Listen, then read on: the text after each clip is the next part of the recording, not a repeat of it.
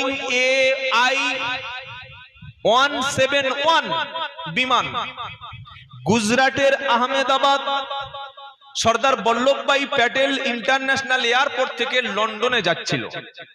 কি দুর্ভাগ্য!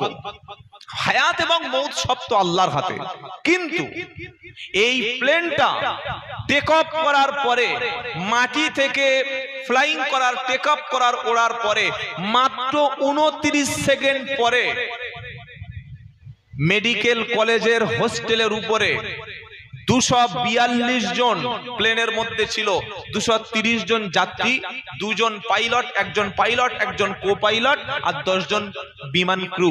এই 242 জন ব্যক্তির মধ্যে 241 জন শেষ মুহূর্তের মধ্যে। একজন বেঁচে গেছে। আল্লাহর কি কুদরত! সুবহানাল্লাহ বলেন। কেউ ভেবেছিল সে বাঁচতে পারবে?